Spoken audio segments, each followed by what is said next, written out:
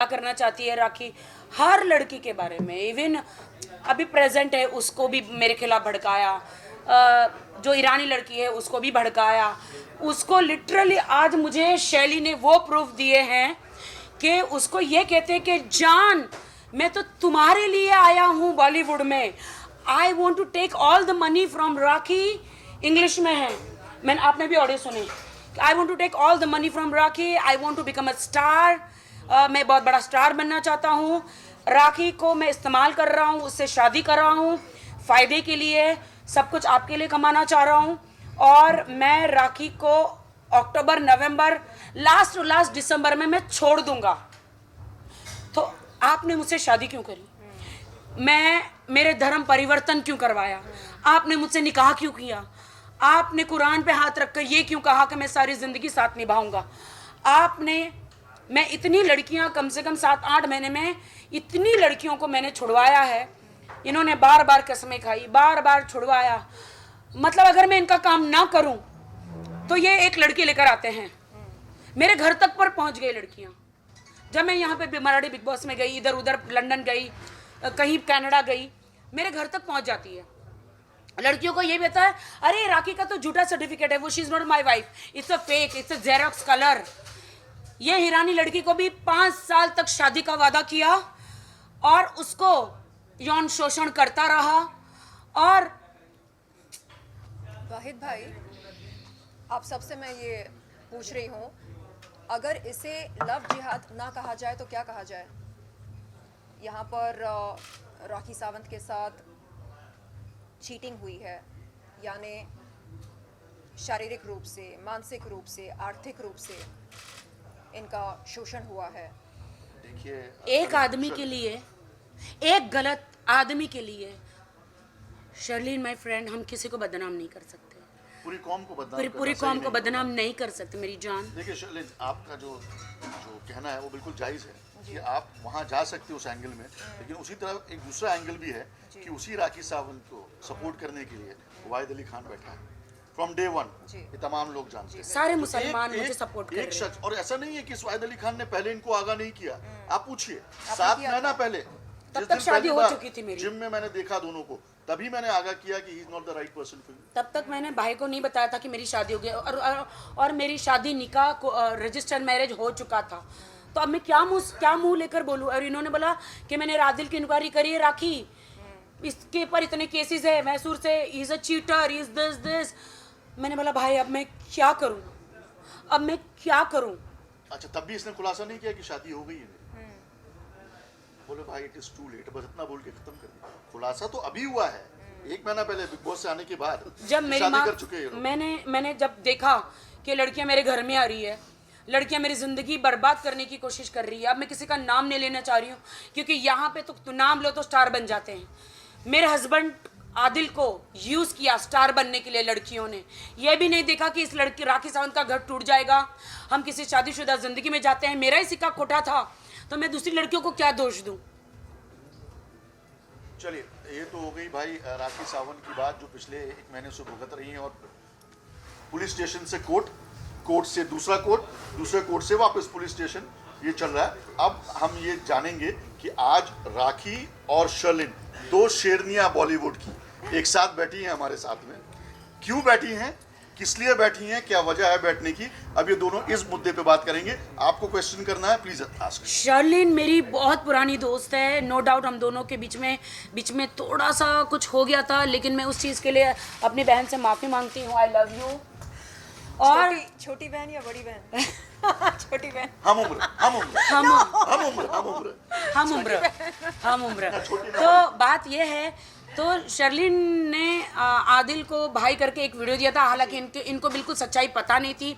शर्लिन को मैंने फ़ोन किया, मैंने सच्चाई बताई, शर्लिन ने घर पे बुलाया, मैंने उनको सारी वीडियोस, सारा जितना भी सब कुछ था मैंने उनको दिखाया। शी शॉक्ड, इनके रोंगटे खड़े हो गए, ओ माय गॉड, ये आदिल है, तुम्हारा हस्बैंड है, तुम पागल हो, ऐसे लड़के से शादी करने के लिए तुम्हें और कोई नहीं मिला था, ये तुमने क्या किया, अपनी ज़िंदगी ख़राब कर ली। अब आगे मैं शर्लिन को ओवर टू शर्लिन। क्या बोलूँ मैं तो उसको भाई मानने लगी थी, मुझे लगा कि चलो हमारी राजकुमारी का राजकुमार है वो। लेकिन जब इनसे मुलाकात हुई थी 9 फरवरी की शाम को, आपने सारी वीडियोस देखे? जी जी, राखी जी के सेल फोन पर मैंने कुछ ऐसे वीडियोस देखे, आपत्तिजनक वीडियोस, जिन्हें देखकर मेरे रोंगटे खड़े हो गए और मुझे लगा ये क्या हो रहा है, क्यों हो रहा है। तो इन्होंने कहा कि ये है असलियत आपके भाई साहब की। तो मैंने कहा अब क्या? इन्होंने कहा कि बस जो कानूनी प्रक्रिया है उसका पालन करना होगा, और क्या। कोर्ट कचहरी पुलिस थाना। तो मैं सोच में पड़ गई। मुझे लगा कि ऐसा क्यों होता है कि प्यार इश्क मोहब्बत में आम तौर पर हमें धोखा मिलता है, क्यों? या ये कोई पैटर्न है क्या? फिल्मों में अच्छा लगता है लेकिन असल ज़िंदगी में बिल्कुल नहीं। तो मैंने राखी से कहा कि राखी, आपको आपका वो गाना याद है परदेसिया, जिसमें आप इतनी हॉट लगती हैं, ज़बरदस्त एकदम, यू नो, न्यूक्लियर बॉम्ब जैसे। तो इन्होंने कहा हाँ हाँ।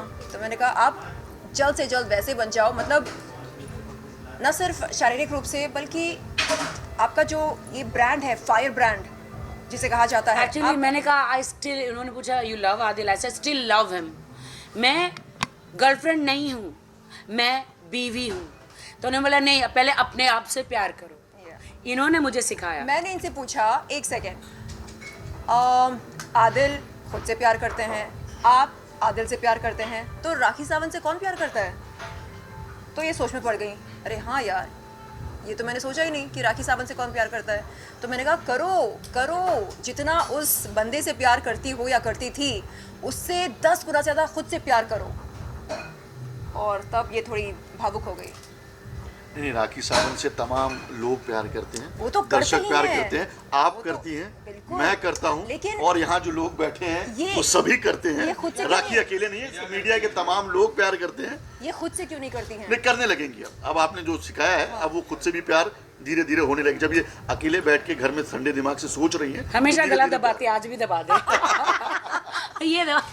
चलिए क्वेश्चन एक बार प्लीज। सबसे पहले तो ये जानना चाहेंगे, जब आपको वाहिद जी ने इतनी सारी बातें बताई थी कि उनकी इंक्वायरी की, उन्होंने कहा कि वो अच्छे नहीं है और काफ़ी ज़्यादा लड़कियों के भी आपको पता चला लड़कियों के बारे, तब आपने स्टेप क्यों नहीं लिया था अपने आप? जी, मैंने स्टेप तब इसलिए नहीं लिया था कि मैं अपना घर बचाना चाह रही थी, कि ऐसा तो बहुत सारे लोगों के घर में होता है, यू नो, हर जगह। अब मैं कोशिश कर रही थी, उनको मौका दे रही थी। वो हमेशा कसमें खा रहे थे कि अब मैं दोबारा नहीं करूँगा, लेकिन फिर करते थे। आदिल हमेशा कसमें खाते थे दोबारा नहीं करूँगा, फिर उनके आंटी से बात करती थी। उनकी आंटी हमेशा कहती थी give him a one chance, and I was giving him, always giving him a chance. हमेशा मैं चांस देती थी। और फिर मैंने कहा कि चलो राखी, मुझे सबने बोला कि अब तुम्हारा बेबी हो जाना चाहिए तो आदिल सुधर जाएगा। मैंने उस वक्त एक बहुत बड़ा सर्जरी मेरा हुआ यूट्रस का, या आई डिड इट, कि हाँ मेरा प्रॉब्लम था थोड़ा, तो I did it. Doctor Veena Shinde उन्होंने ही सर्जरी किया मेरा, and with in 1 or 2 month मैंने कंसीव भी किया। एंड हालांकि उन्होंने मना किया था कि 2-3 months तो बिल्कुल, कुछ 6 month तो कुछ नहीं होना चाहिए था, but it's a life, it's a marriage life, you can't stop this.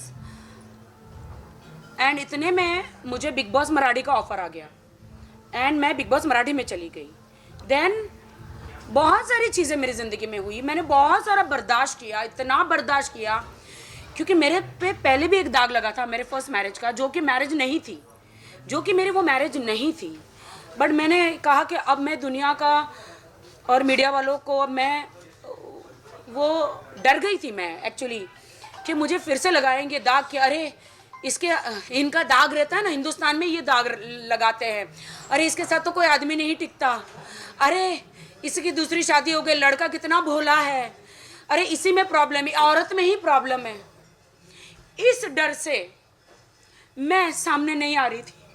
Adil ने बार बार बोला मेरा चेहरा देखती हो, हाँ तुम्हें मेंटल साबित कर दूंगा, तुम ऑलरेडी मीडिया में बदनाम हो, दुनिया में बदनाम हो, लोग मेरा विश्वास करेंगे, तुम्हारा नहीं। मैं डर के मारे चुप बैठी। मैं बोली ये बात तो सच है, मैं तो पीड़िता हूँ, कोई मेरा विश्वास नहीं करेगा। उन्होंने कहा नमाज पढ़, मैं नमाज पढ़ी और मन से पढ़ी, कुछ नहीं। मैं उल्टा उनको ज़बरदस्ती करती थी, आओ नमाज पढ़ो, आओ नमाज पढ़ो।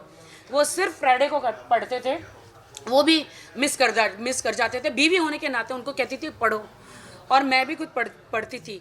उन्होंने बोला कि मुझे आपसे फ्रीडम चाहिए, तुम मेरे पीछे पड़ी रहोगी तो ऐसा नहीं चलेगा। मैं कभी पीछे गई नहीं, लेकिन हमेशा लड़कियों ने मुझे उनके साथ में वीडियोस भेजे हैं। उन लड़कियों का नाम भी नहीं लेना चाह रही हूँ मैं, उन्होंने हाथ जोड़े हैं कि हमारी ज़िंदगी बर्बाद हो जाएगी। क्लबों में किसिंग, होटल बुकिंग, मेरे ही पैसों से सारी होटल बुकिंग, उनकी फ़्लाइटें बुकिंग, उनको गिफ्टें देना। मुझे मेरे बर्थडे पे मेरे ही पैसों से मुझे एक फ़ोन गिफ्ट किया, उसके साथ में गोल्ड वॉच आई है। तो अभी 3-4 लड़कियां हैं, अब चारों लड़कियों को मैं कहाँ ढूंढने जाऊँ। उसमें गोल्ड वॉच भी उसके साथ आई थी, जो वो दुबई से लिया था तो उन्होंने। तो वो अब चारों में से किसको दी है, मैं चारों को किसको पूछने जाऊँ। और मेरी माँ के जेवर, जब ये चले गए कपड़ों के, मेरी माँ के जेवर, पैसे अब कौन सी लड़की को दिए हैं इन्होंने, मैं चारों को पूछ रही हूँ।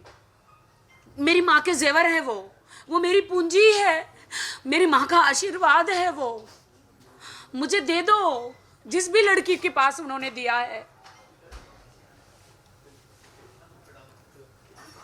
पूछिए सवाल पूछिए।